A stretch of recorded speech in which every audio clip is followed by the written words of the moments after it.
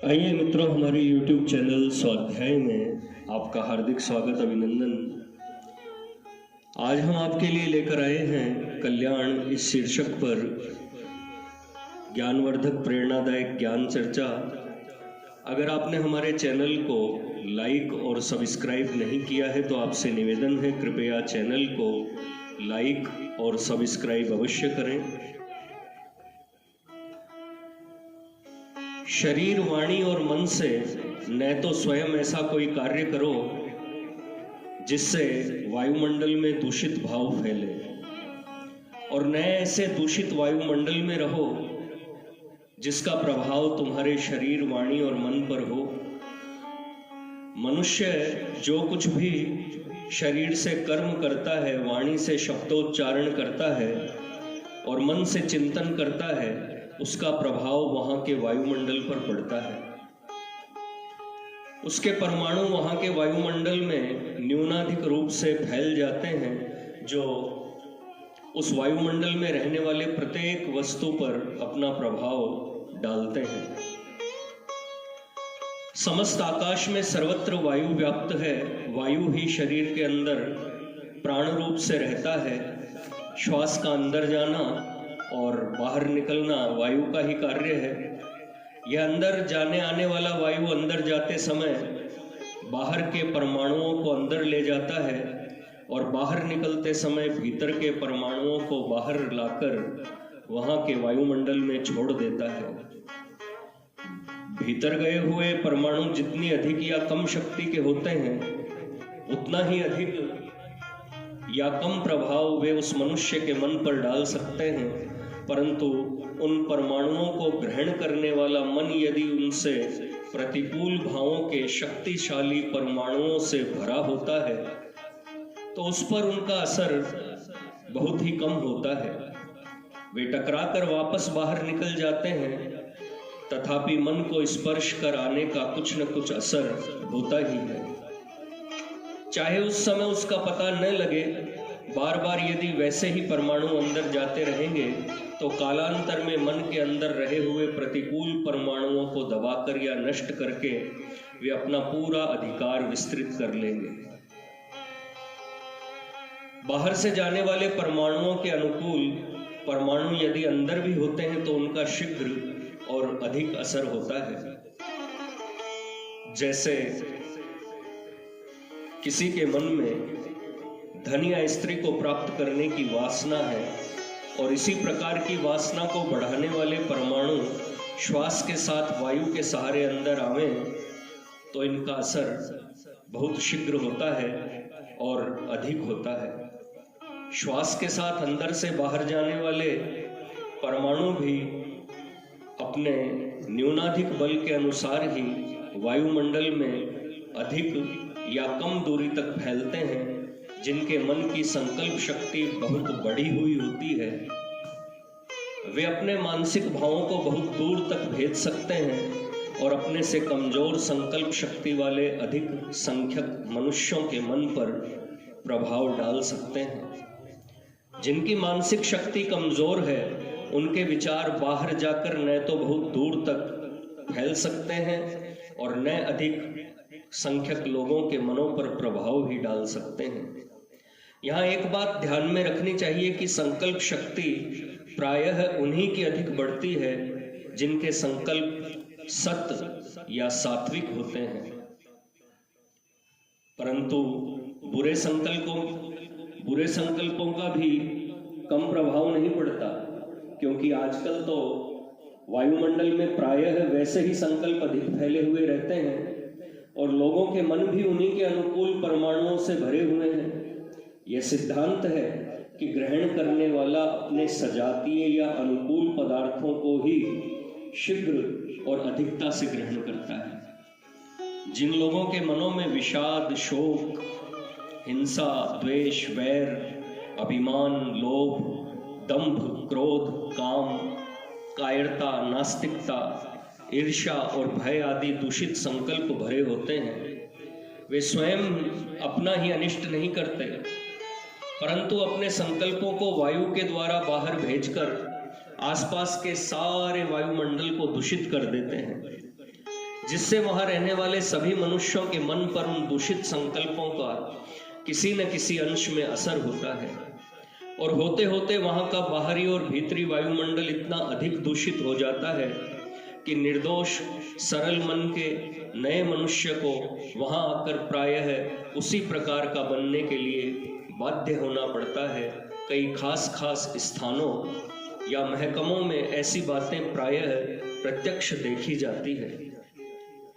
जिस स्थान में सच्चे साधु लोग अधिक बसते हैं, चाहे वे वाणी से कोई भी उपदेश न देते हों या किसी से मिलते जुलते भी न हो, उस स्थान का वायुमंडल शुद्ध और साधु भावों से भरा रहता है। जहां इसके विपरीत चोर, डाकू, व्यभिचारी, कपटी, कामी और क्रोधी मनुष्य रहते हैं, वहां का वायुमंडल उन लोगों के ऊपर से अच्छे अच्छे उपदेश की बातें कहने पर भी दूषित रहता है। इसका पता समझदार मनुष्य को भली भांति लग जाता है।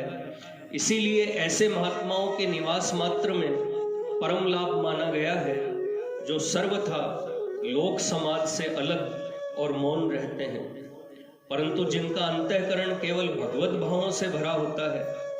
उनके अंदर से निकली हुई भगवत भावों की किरणें सारे वायुमंडल में फैलकर वहां सर्वत्र सदाचार, साधुशील और भगवत प्रेम की ज्योति छिटका देती है,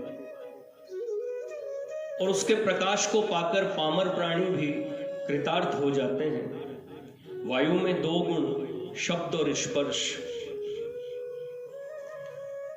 वायु स्वयं अन्य किसी गुण वाला न होने पर जहां स्पर्श करता है, वहां के परमाणुओं को लेकर उनको इधर उधर बिखेर देता है। सुगंध के स्थान से सुगंध और दुर्गंध के स्थान से दुर्गंध लेकर उसे चारों ओर फैला देता है। इसी प्रकार सुंदर संगीत ध्वनि अथवा कर्कश कठोर शब्द को भी पकड़कर दूर दूर तक उनका विस्तार कर देता है। इन बाहरी चीजों के फैलाने में ही इसका कार्य समाप्त नहीं हो जाता, यह मन के अंदर के भावों को भी स्पर्श करता है और उन्हें ग्रहण कर बाहर लाकर इधर उधर फैलाता है। यह अच्छे बुरे भावों के परमाणुओं को बाहर से भीतर और भीतर से बाहर ले जाया करता है। यह क्रिया वायु में सदा सर्वदा होती ही रहती है। इसलिए जहाँ संत बसते हैं वहाँ का वायुमंडल शुद्ध तथा असंतों के निवास स्थल का अशुद्ध माना गया है। तीर्थों में ऐसे संत जन ही रहा करते थे, इसी से उनको शुद्ध तथा दूसरों को शुद्ध करने वाला माना गया है। श्री रामचरितमानस में कहा गया है कि काकभूषुंडी जी के आश्रम के चारों ओर 4-4 कोस तक काम क्रोध आदि विकार नहीं आ सकते थे। अब भी कई महात्माओं की सन्निधि में पाप के विचारों का रुक जाना या मन में बिल्कुल ही न उठना देखा सुना गया है। जब मन के अंदर रहने वाले अच्छे बुरे विचारों से भी वायुमंडल प्रभावित हो सकता है, तब वाणी और शरीर की क्रियाओं का वायुमंडल पर असर होना तो आसान बात है। अतएव काकभूषुंडी जी के आश्रम में जहाँ मन के सर्वथा भगवत भक्त होने के साथ ही नित्य हरि कथा हुआ करती थी, वैसा होने में कोई आश्चर्य या अनहोनी बात नहीं माननी चाहिए। जिस प्रकार मन में कभी बुरे विचार नहीं लाने चाहिए, उसी प्रकार वाणी से भी किसी बुरे शब्द का उच्चारण नहीं करना चाहिए। अश्लील, असत्य, अहितकर, व्यर्थ, अप्रिय, अपमानजनक, क्रोध भरी, दर्पपूर्ण, नास्तिकता का समर्थन करने वाली, भय और अभिमान से भरी वाणी कभी नहीं बोलनी चाहिए। ऐसी वाणी का उच्चारण करने से वहां का वायुमंडल दूषित होता है। जिसको लक्ष्य करके ऐसी वाणी बोली जाती है, उस पर तो बुरा असर होता ही है, परंतु जहां तक वह ध्वनि जाती है, वहां तक के प्राणियों के मनों पर वह बहुत बुरा असर डालती है। जैसे शूरता की वाणी से मनुष्य में शूरता आती है, वैसे ही कायरों की भय भरी वाणी लोगों को कायर बना देती है। रणवाद्य और चारणों की जोशीली कविताओं और संतों की वैराग्य की वाणियों का अद्भुत प्रभाव प्रत्यक्ष देखा जाता है। इसी प्रकार शरीर से किसी भी इंद्रिय से ऐसी कोई चेष्टा नहीं करनी चाहिए जो वायुमंडल को दूषित करने वाली हो। सारांश यह है कि मन को सदा शुद्ध संकल्पों और सत विचारों से भरे रखो। वाणी के द्वारा सदा सत्य, हितकर, मधुर और उत्तम वचन बोलो और शरीर से सर्वदा सर्वथा उत्तम क्रिया करो। इसी में अपना और जगत का हित है। इसी प्रकार जहाँ ऐसे शुद्ध मन, वाणी और शरीर वाले सज्जन महानुभाव रहते हो, उन्हीं के समीप रहो और उन्हीं का संग करो। न स्वयं बुरा वायुमंडल पैदा करो और न बुरे वायुमंडल में निवास ही करो। जो अपने मन में वैर की भावना रखता है वह जगत में अपने वैरी उत्पन्न करता है। जो प्रेम के संकल्प करता है वह प्रेमियों की संख्या बढ़ाता है। जो भोगों में मन लगाता है वह भोगों में रचा पचा रहता है। जिसके मन में शूरता है वह शूरता का वातावरण पैदा करता है। जो कायर है वह कायरता फैलाता है। जो भक्त है वह भक्त पैदा करता है। जो अभक्त है वह नास्तिकता फैलाता है। जो भय से कांपता है वह आसपास भय का विस्तार करता है। जो निर्भय रहता है वह सबको निर्भय बनाता है। जो सुखी है वह जगत को सुखी करता है। जो रात दिन शोक, दुख और विषाद में डूबा रहता है वह सबको यही चीजें देता है। और जो भगवान में प्रेम करता है वह भगवत प्रेमियों की संख्या बढ़ाता है। अतएव सब विषयों को सर्वदा दूर कर केवल भगवत प्रेम से ही हृदय को सर्वथा भर दो। कदाचित ऐसा न कर सको तो मन में सदा आदर्श, सात्विक, शुद्ध विचारों का पोषण करो और उन्हीं को बढ़ाओ। ऐसा करने से तुम्हारे आसपास का वायुमंडल सात्विक बन जाएगा। सात्विक विचारों की क्रमशः वृद्धि होते रहने से तुम्हारी संकल्प शक्ति बढ़ जाएगी। फिर तुम अपने सद्विचारों को बहुत दूर दूर तक लोगों के हृदय की गहराइयों तक पहुंचाकर सबको सात्विक बना सकोगे। तुम सुखी बनोगे और बिना ही किसी उपदेश आदेश के स्वभावतः ही जगत के बहुत बड़े भाग को भी सुखी बना सकोगे। वे सात्विक और शुद्ध विचार ये हैं: अहिंसा, सत्य, शौच, दया, प्रेम, दान, क्षमा, संयम, त्याग, वैराग्य, निराभिमानिता, एकांत प्रियता, कोमलता, सरलता, नम्रता, सेवा भाव, सहिष्णुता, पर धर्म के प्रति सम्मान, द्वेषहीनता, समता, संतोष, गुणग्राहकता, दोष दृष्टि का अभाव, सुहृदपन, ममता तथा अहंकार का अभाव, मान बढ़ाई की सर्वथा अनिच्छा, सर्वभूत हित और भगवत परायणता आदि। बस मन, वाणी, शरीर से निरंतर सावधानी और लगन के साथ इन्हीं सब सद्गुणों और सत्य संकल्पों को बढ़ाते रहो।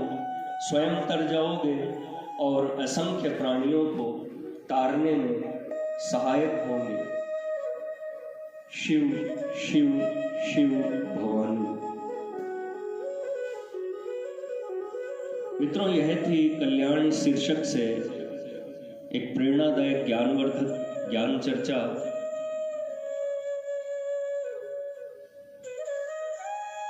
अगर आपको हमारा चैनल पसंद आए तो इसे लाइक और सब्सक्राइब अवश्य करें। धन्यवाद।